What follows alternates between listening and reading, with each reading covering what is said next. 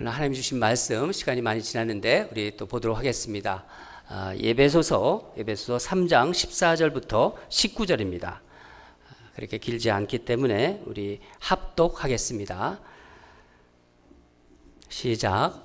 이러므로 내가 하늘과 땅에 있는 각 족속에게 비노니 주께 앞에 무릎을 꿇고 비노니 그의 영광의 풍성함을 따라 그의 성령으로 말미암아 너희 속 사람을 능력으로 강건하게 하시오며 믿음으로 말미암아 그리스도께서 너희 마음에 계시게 하옵시고 너희가 사랑 가운데 뿌리가 박고 굳어서 능히 모든 성도와 함께 지식에 넘치는 그리스도의 사랑을 알고 그 너비와 길기와 높이와 깊이가 어떠함을 깨달아 하나님의 모든 충만하신 것으로 너희에게 충만하게 하시기를 구하노라. 아멘.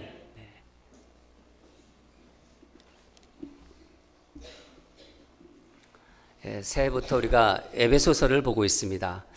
에베소서는 교회에 대한 바울의 그 교회관이 들어가 있는 서신서입니다.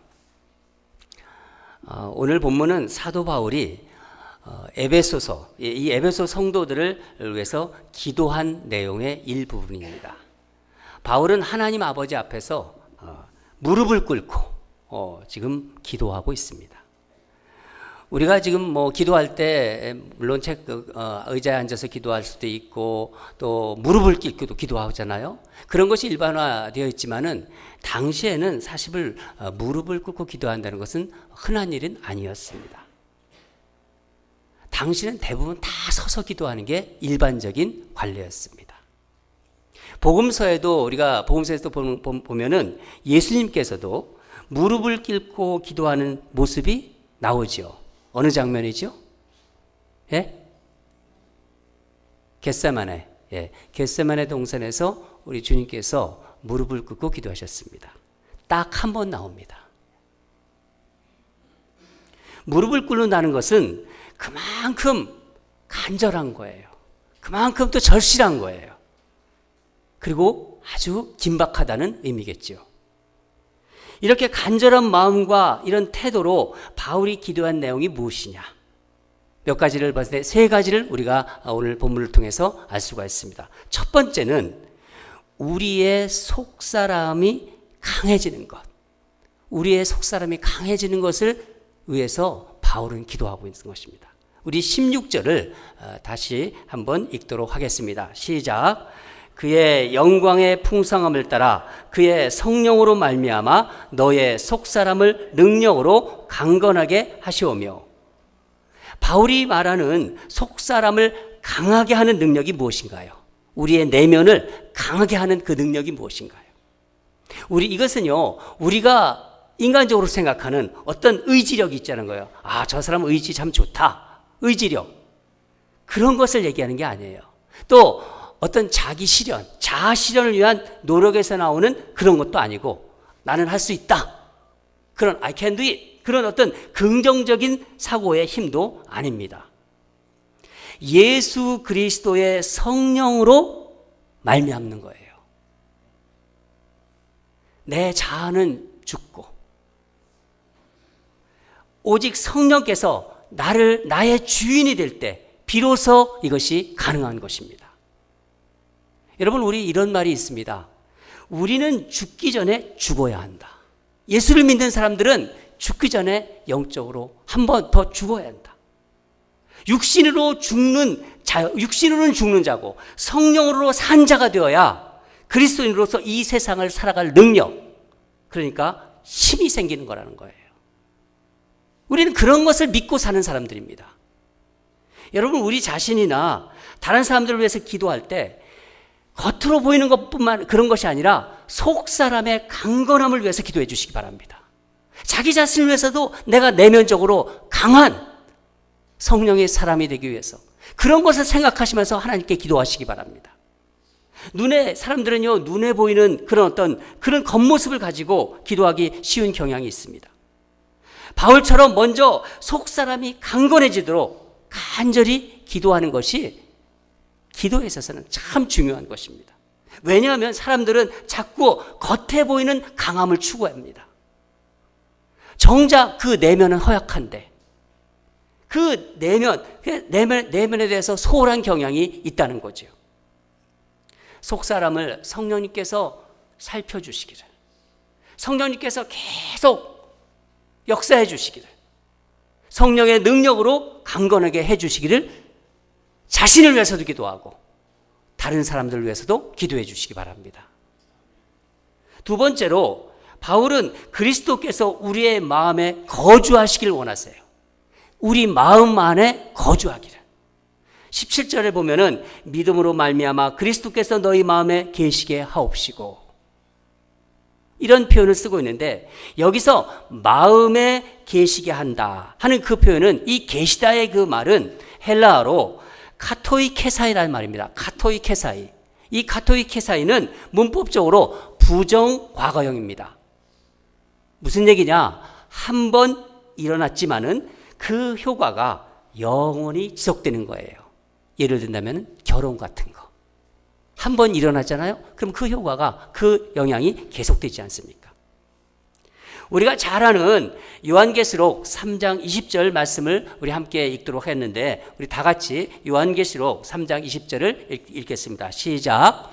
볼지어다 내가 문 밖에서 서서 두드리노니 누구든지 내 음성을 듣고 문을 열면 내가 그에게로 들어가 그로 더불어 먹고 그는 나로 더불어 먹으리라. 우리는 이 말씀 너무 잘 알잖아요. 이 말씀을 그냥 생각 없이 피상적으로 그냥 들으면은요, 마치 예수님께서 어느 집에 오세요, 방문객으로. 그래서 뭐 아파트 게스트 파킹장에다 주차를 하시고 들어오셔서 그냥 우리와 또 식사하시고 좀 우리와 교제하시다가 노시다가 그냥 빠이빠이 하고 또 옆집 가시고, 그렇게 생각할 수도 있죠. 그냥 그렇지만 우리가 그런 거 아니라는 거 알고 있습니다. 우리 예수님은 그렇게 사람을 방문하고 뭐 와서 가볍게 노시다가 빠이빠이 하고 다른 옆집으로 가고 그런 분이 아시라는 거 우리 너무 잘 알죠. 예수님은 우리와 이런 식으로 교제하지 않으십니다. 예수님은 우리 안에 들어와 사십니다. 우리 마음이 예수님이 집이고 바로 거주지가 된다는 겁니다. 여러분의 마음 안에, 예수를 믿고 있는 여러분의 마음 안에, 제 안에 예수님이 내 마음에 들어오시면은 어떤 일이 일어납니까? 예수님은 죄와 함께 계실 수 없는 분이세요. 우리 그걸 알잖아요. 그래서 내 안에 숨겨져 있는 죄, 덮어놓고 있는 어떤 죄들, 너무나 익숙해져서 그게 죄인지도 모르고 저지르는 그런 죄들, 너무나 익숙해져서 이런 것들이 다 드러나게 되는 거예요. 예수님을 구주로 영접하고 예수님을 내 안에 모시면은요, 예수님이 죄와 함께 계실 수 없는 분이기 때문에 내 안에 이런 것들이 다 드러나고 나타나게 되는 겁니다. 나타나서 견딜 수가 없어서 우리는 어떻게 하죠? 회개할 수밖에 없는 거예요. 그래서 우리는 회개하게 되는 거예요. 한마디로 우리 내면이 청소될 수밖에 없다는 것입니다.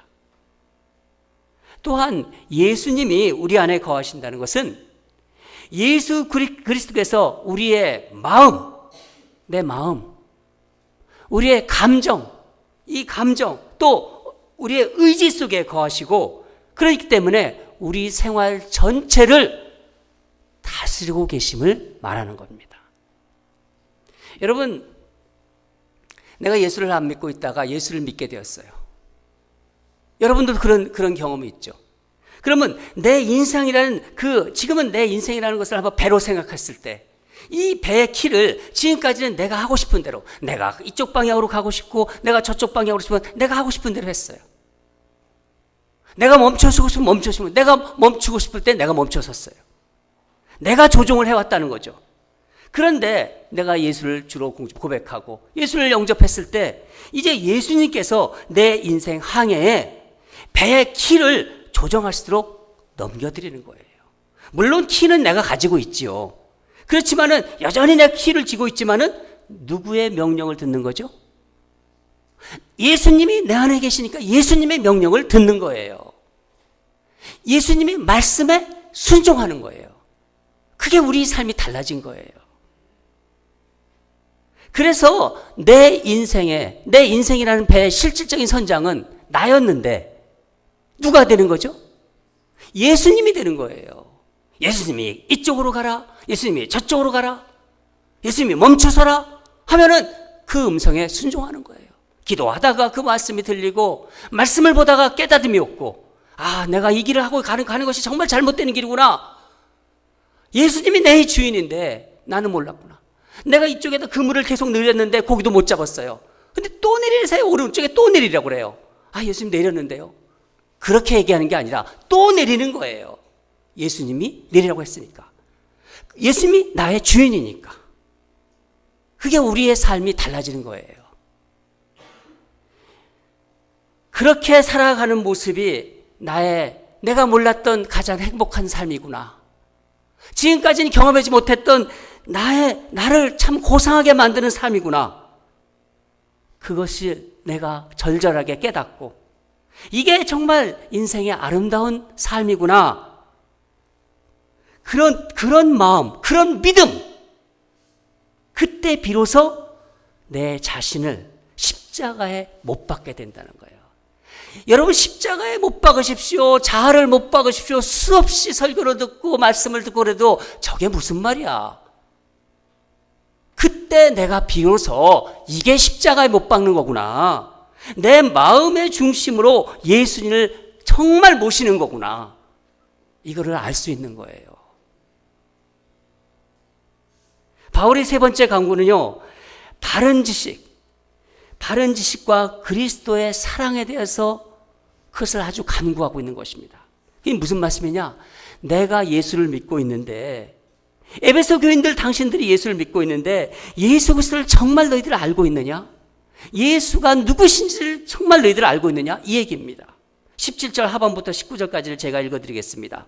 너희가 사랑 가운데서 뿌리가 박히고 터가 굳어져서 능히 모든 성도와 함께 지식에 넘치는 그리스도의 사랑을 알고 그 너비와 길이와 높이와 깊이가 어떠함을 깨달아 하나님의 모든 충만하신 것으로 너희에게 충만하시게 하시기를 구하노라. 여기서 깨달아라는 말이 나오죠. 깨달아라는 말은, 이 깨달아라는 말은요, 무언가를 자로 재듯이 정확하게 잰다는 거예요. 여러분, 건물 같은 것을요 꼼꼼하게 측량할 때 쓰는 말입니다.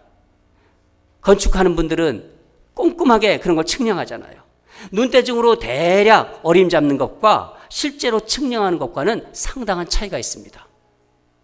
하나하나 꼼꼼하게 살피고 재보고 확인하다 보면 그 건물이 얼마나 정교하게 지어졌고 얼마나 아름다운지를 더 감탄하게 돼요.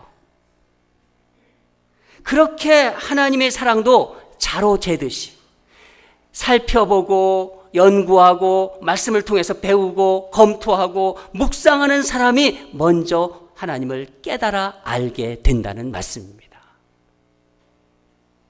특히 하나님의 사랑은요, 우리 사랑과는 다른 거예요.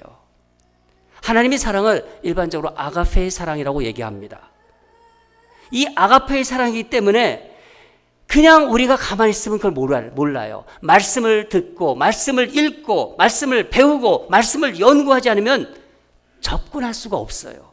그래서 알 수도 없는 것입니다. 여러분, 하나님의 사랑의 넓이에 대해서 한번 말씀드릴까요? 하나님의 사랑의 넓이는요, 이 세상 어떤 사람도, 이 세상 모든 사람을 다 사랑하고도 남을 만한 사랑이에요. 믿으십니까? 하나님의 사랑의 길이는요, 우리 인생에서 과거, 현재, 미래를 초월하는 것뿐만 아니라 내가 예수 믿었지만은 우리 죄를 짓잖아요. 내가 비록 죄를 범해도 끊어지지 않는 거예요. 하나님의 사랑이 그 길이 때문에. 내가 실수해도 하나님은 여전히 나를 사랑하십니다. 그럼 하나님의 사랑의 높이, 얼마나 높으십니까? 이걸 또 바울은 지금 얘기하고 있습니다. 우리를 주님이 계신 하늘에 앉히셔요. 우리 그거 믿고 있잖아요. 또 하나님의 사랑의 깊이는요, 여러분, 하늘 보좌에서 보면 이 땅이 얼마나 이렇게 암흑 같을까요? 그러나 하나님께서 이 땅을 이 예수님을 통해서 예수님은 그 깊이를 뚫고 이 땅에 내려오신 거예요. 그것도 모자라서 우리의 모든 죄를 지시고 죄인의 자리까지 내려가셨고 마침내 죽으셔서 어둠 속까지 내려가셨습니다. 이게 하나님의 사랑의 깊이를 말씀하고 있는 것입니다. 이런 것을 우리가 바로 아는 지식을 지금 바울은 얘기하고 있는 거예요. 바울은 우리가 하나님의 이런 사랑을 알기를 간절히 원하고 있는 것입니다. 바울은 로마서 8장 38절 39절에 하나님의 사랑을 또 이렇게 절절하게 고백했습니다. 여러분들이 잘 아는 말씀입니다. 내가 확신하노니, 우리 같이 읽을까요? 시작. 내가 확신하노니 사망이나 생명이나 천사들이나 권세자들이나 현재일이나 장래일이나 능력이나 높음이나 깊음이나 다른 어떤 피조물이라도 우리를 우리 주 예수 그리스도 예수 안에 있는 하나님의 사랑 안에서 끊을 수 없느니라. 아멘. 여러분, 우리는 구원받고 천국을 한 번도 써보지 못하고 나중에 죽어서 천국에 가는 것이 아닙니다. 우리가 이 땅에서 하나 예수를 영접하고 예수를 믿는 사람에는요, 이 구원을 누릴 수 있어야 돼요. 바울은 이걸 얘기하고 있는 거예요. 나중에 천국 가서 가는 그런 거 얘기하는 것이 아니라 이 땅에서도 천국의 시민으로 사는 것을 경험하며 살기를 원하는 거예요. 그것이 사도 바울의 마지막 간구입니다. 지금 충만을 하는 것으로 표현하고 있습니다. 우리 19절을 다 같이 읽겠습니다. 19절 시작. 그 넓이와 길이와 높이와 깊이가 어떠함을 깨달아 하나님의 모든 충만하신 것으로 너희에게 충만하게 하시기를 구하노라. 하나님 말씀, 이 말씀은 하나님의 충만한, 하나님은 모든 것을 다 포용하실 수 있고 하나님이 충만함으로까지, 영어로 말하면 up to the fullness of God, 우리를 충만하게, 하나님의 충만함으로 우리를 충만하게 하시기를 간절히 지금 바울은 무릎을 꿇고 빌고 있다는 거예요. 이 놀라운 말 아닙니까? 바울은 온 세상, 이 우주를 채우고 있는 하나님의 생명, 그 생명과 능력과 임재를 주를 믿는 성도들이 누릴 수 있는 한 최대한 누리기를 간구하고 있는 거예요. 예수를 믿을 때 너희들 이 충만함을 받아라. 하나님의 충만함이 너희 충만함이 될 것이다. 이것을 통해 그리스도의 사랑의 넓이와 깊이와 높이와 길이, 이것을 깨달을 수 있고 그 결과로 하나님의 충만함을 경험할 수 있기 때문이라고 바울은 담대하게 지금 기도하고 있는 거예요. 여러분, 제가 예수님을 만나고 예수님을 인격적으로 만났을 때 정말 세상이 달라 보이더라고요. 여러분들도 그럴 거예요. 예수란 사람을 몰랐을 때, 그리고 예수란 사람을 정말 인격적으로 그 하나님을 내가 만났을 때 여러분의 모습이 어땠습니까? 여러분의 생각이 어땠어요? 그리스도인이 내가 된 거예요. 그때는 내가 그리스도인이 아니죠. 그리스도인이라는 사람들도 너 예수 믿는구나, 심지어는 너 예수쟁이구나, 그렇게 얘기하잖아요. 그렇게 신앙생활을 하니까 저는 우리 집안에서 제가 예수를 처음 믿었습니다. 예수님을 몰랐던 우리 형님과 우리 누님들이 많다고 제가 말씀드렸습니다. 이 누님들이 이상한 거예요. 제가 어쩌다가 예수를 믿게 되었나. 그러면서 자꾸 저만 보면서 걱정을 해요. 얼굴에 근심이 있어요, 이분들이. 저는 좋아서 교회를 다니는데. 그래서 계속 저를 보면은 얼굴에 정색을 하면서 너 교회 종교 생활하는 거 좋지만은 믿어도 좀 살살 믿어라. 그래요. 어떻게 살살 믿는지를 모르겠어요. 살살 믿으라는 거예요, 그냥. 너무 빠지지 마. 그래요. 너무 그냥 깊이 빠지면 안 돼, 거기. 그래요, 또 어떤. 그리고 또 우리 제가 이 설교를 또 우리 형님이나 누님들이 듣기 때문에 제가 말을 잘해야 돼요. 사실이기 때문에 저는 말을 하는 거죠. 또 이렇게 또 얘기하신 분도 있었어요. 너 너무 유난스럽게 믿지 마. 제가 이런 말들을 다 지금 기억하고 있습니다. 나중에 그분들이 다 믿게 되면은 그대로 얘기해 주려고 그래요, 막 그냥. 여러분, 그냥 농담이고요. 저는 우리 형님들 6남매 중에서 지금 반이 예수를 믿고 시작했어요. 얼마나 감사한지 몰라요. 하나님이신 예수님께서 나를 위해 죽으셨는데, 그 하나님을 내가 정말 인격적으로 영접했는데, 몰랐다가 알았는데, 예수 믿는 사람들이 참 불쌍해 보였는데 내가 그 신세가 됐는데 얼마나 기쁘겠습니까? 그리고 나에 대해서 꿈을 가지고 계시는데, 그걸 내가 알고 있는데, 세상 살면서 어려운 일 많아도 예수님으로 인해서 내가 너무 행복한데, 교회에 대해서 하나님께서 꿈을 가지고 계시는데 어떻게 살살 믿겠습니까? 어떻게 표시 안 나요? 그거 표시 안 나는 게 이상하지 않아요? 유난스럽게 믿는 게 당연한 거 아니에요? 사랑하는 여러분, 우리가 가지고 있는 우리 자신에 대한 기대치가 있습니다.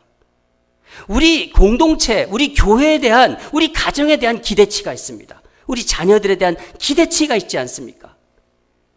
저는 가끔 그런 생각이 들어요. 나를 겨우 이렇게 살게 하기 위해서 예수님이 돌아가신 것은 아니지 않는가? 예수님이 십자가에서 피 흘리면서 나를 정말 이 정도로 살게 하기 위해서 돌아가신 건 아니지 않는가? 그런 생각이 불현듯 이렇게 올라옵니다. 예수님이 돌아가신 거는 내가 정말 진짜 크리스찬, 진짜 그리스도인, 예수님으로 충만해서 살고 싶은 거. 그러니까 예수님으로 충만해서 내가 살고 싶은 마음이 있어서 자꾸 이런 생각이 드는 거예요. 그냥 예수님으로 꽉 차서 살고 싶은 거예요. 여러분도 그런 마음이 있을 거예요. 내가 예수 믿고 있는데 그냥 뭐 시시하게 슬렁슬렁 교회 다니고 정말 예수님의 그 충만함이 내가 꽉 차가지고 얼마나 기쁘겠습니까? 여러분도 그런 마음이 있을 거예요. 제가 그런 마음이 느껴진다는 거예요. 저는 우리 성도님들이 예수님을 믿어도 좀 유난스럽게 믿었으면 좋겠어요.